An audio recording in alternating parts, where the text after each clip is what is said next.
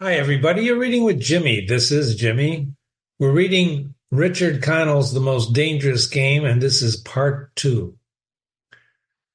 We left when Rainsford, when he was going, he couldn't sleep because he had found out that the general was actually hunting men on the island. So he went to his room and he couldn't sleep. We're picking up the story right now. After that night, he heard a pistol shot as the morning came up. General Zaroff did not appear until lunch. He was dressed flawlessly in the tweeds of a country squire, pardon me. He was solicitous about the state of Rainsford's health. As for me, sighed the general, I do not feel so well. I'm worried, Mr. Rainsford. Last night I detected traces of my old complaint. Rainsford's questioning glance, the general said, ennui, boredom. Then taking a second helping of crepe Suzette, the general explained, the hunting was not good last night. The fellow lost his head. He made a straight trail that offended no problems at all. And that trouble with these sailors. They have dull brains to begin with. And they do not know how to get about in the woods. And they do excessively stupid things and obvious things. It's very annoying. Will you have another glass of Chablis, Mr. Rainsford? General, Rainsford said firmly, I wish to leave this island at once. General raised his thickest of eyebrows. He seemed hurt. But, my dear fellow, the general protested, you only just come. You've had no hunting. I wish to go today, said Rainsford. He saw the dead black eyes of the general on him, studying him. General Zaroff's face suddenly brightened.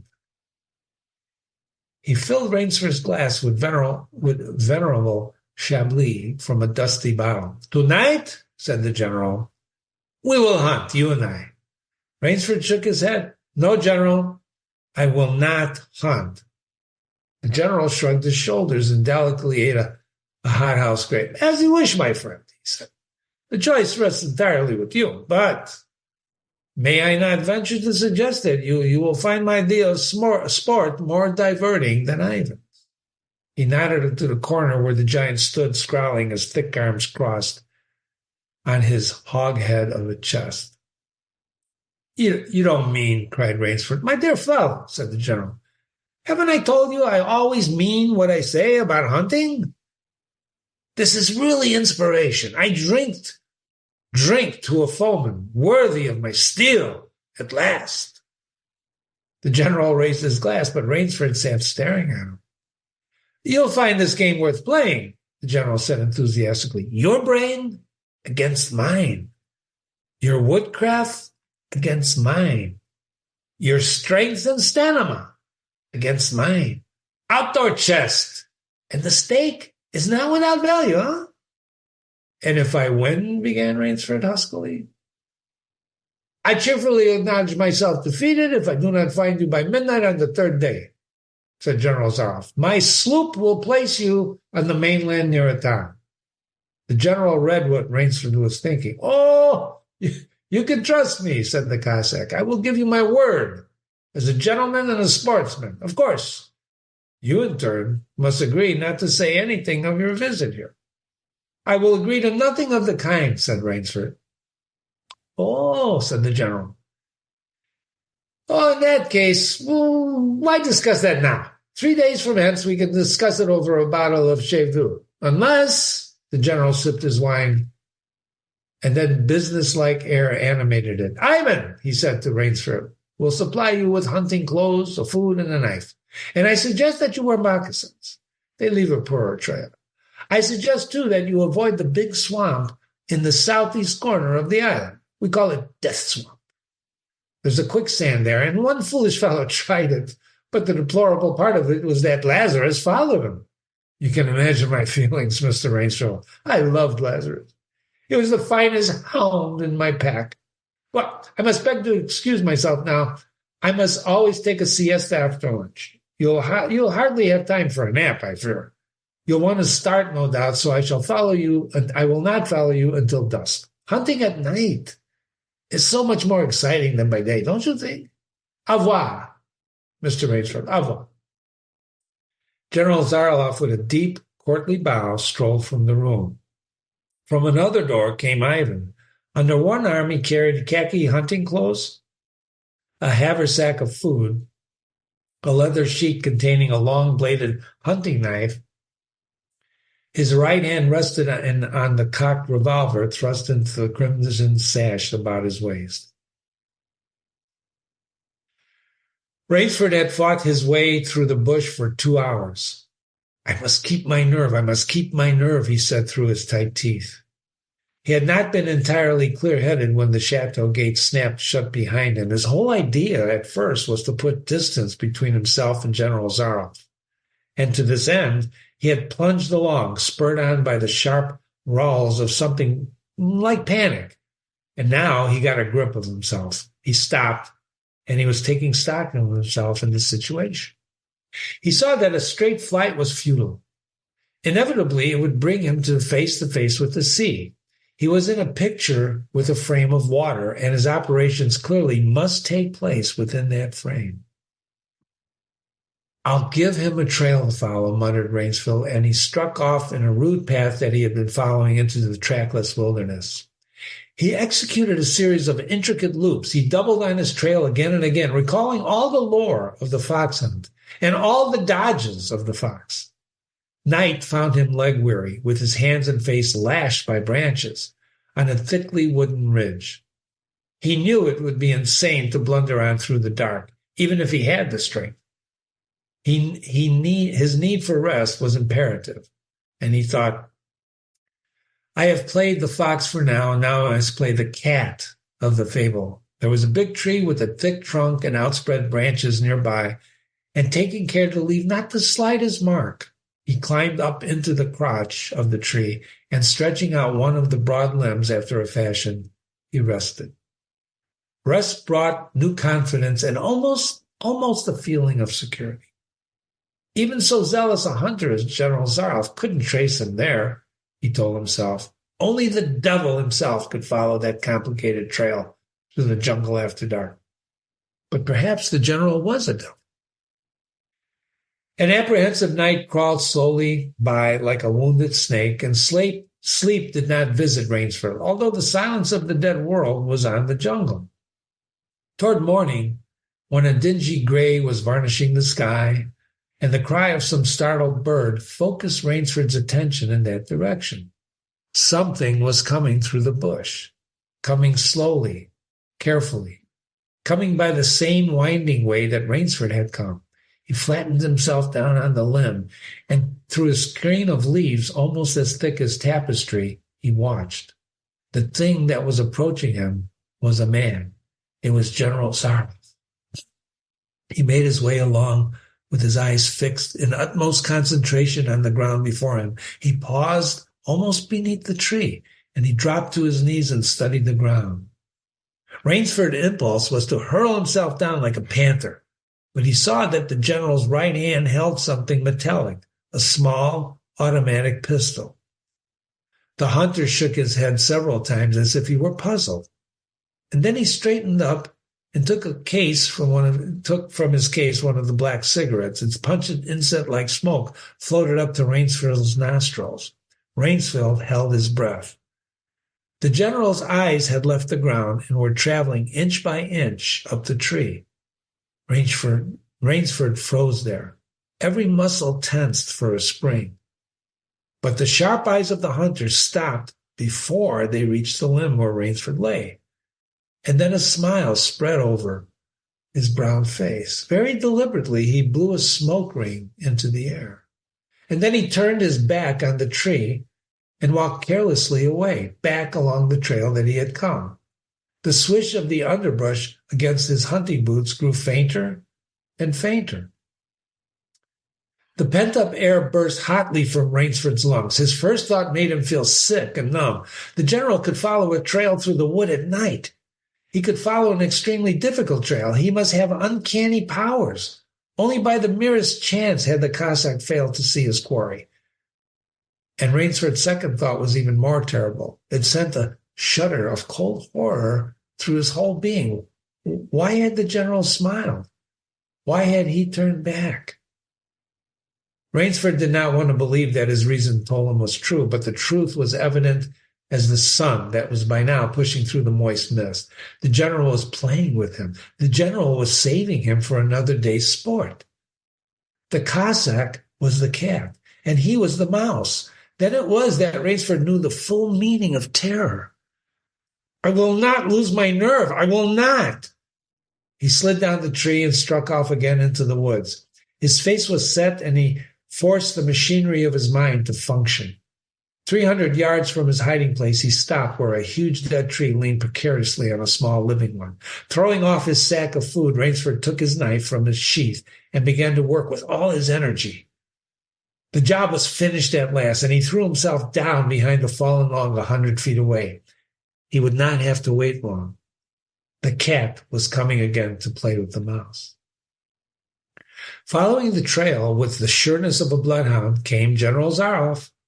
Nothing escaped those searching black eyes. No crushed blade of grass, no bent twig, no mark, no matter how faint in the moss. So intent was the Cossack in his stalking that he was upon the thing that Rainsford had made before he saw it. His foot touched the protruding bough that was the trigger, and even as he touched it, the general sensed his danger and leaped back with the agility of an ape, but he was not quite quick enough. The dead tree, delicately adjusted to rest on the cut, living one, had crashed down and struck the general a glancing blow on his shoulder as it fell. But for his alertness, he must have been smashed beneath it. He staggered, but he didn't fall, nor did he drop his revolver. He stood there, rubbing his injured shoulder, and Rainsford, with fear again gripping his heart, heard the general's mocking laugh ring through the jungle. "Rainsford," called the general, if you are within the sound of my voice, I suppose you are. Let me congratulate you. Not many men know how to make the Malay man-catcher.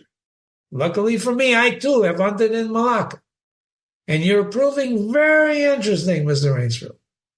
I'm going now to have my wound dressed. It's only a slight one, but I'll be back. I shall be back."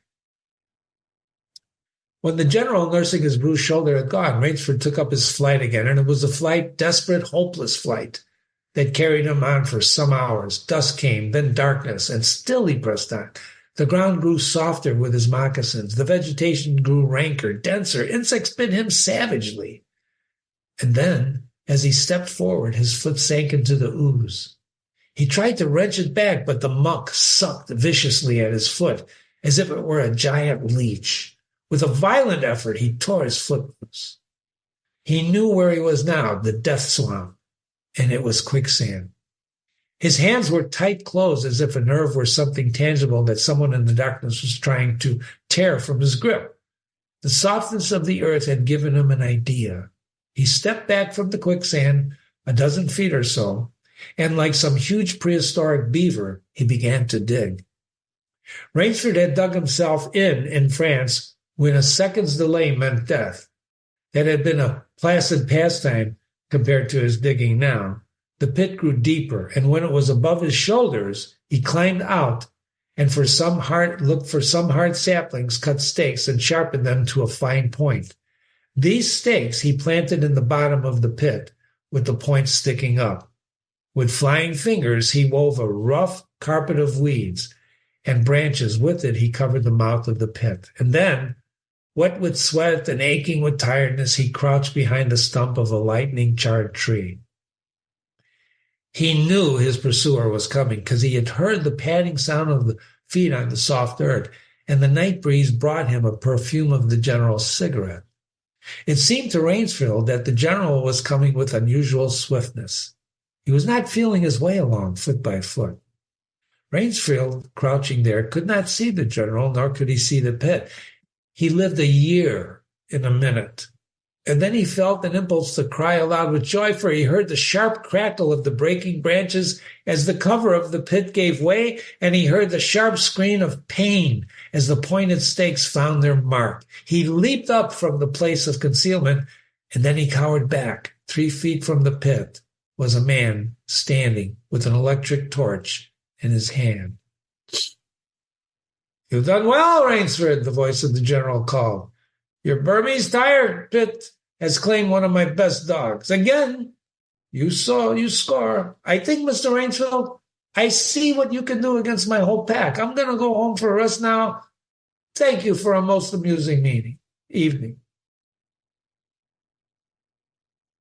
At daybreak, Rainsford, lying in the swamp, was awakened by a sound that made him know that he had new things to learn about fear. It was the distant sound, faint and wavering, but he knew it. It was the baying of a pack of hounds. And Rainsford knew he could do one of two things. He could stay where he was and wait, but that was suicide. He could flee, but that was only postponing the inevitable. And for a moment he stood there thinking. An idea that held a wild chance came to him, and tightening his belt, he headed away for the swamp.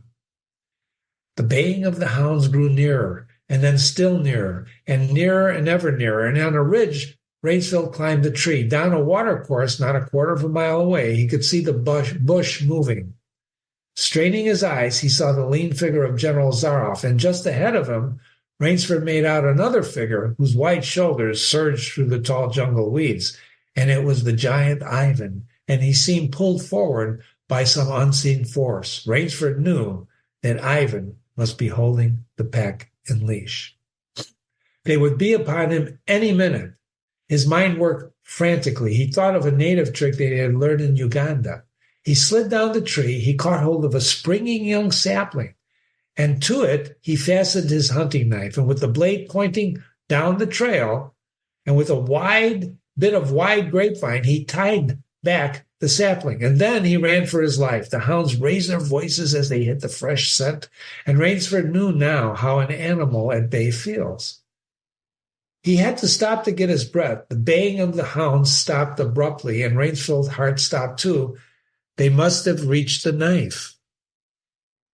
He shinned excitedly up a tree to look back, and his pursuers had stopped. But the hope that was in Rainsford's brain when he had climbed died, for he saw in the shallow valley that General Zaroff was still on his feet. But Ivan was not.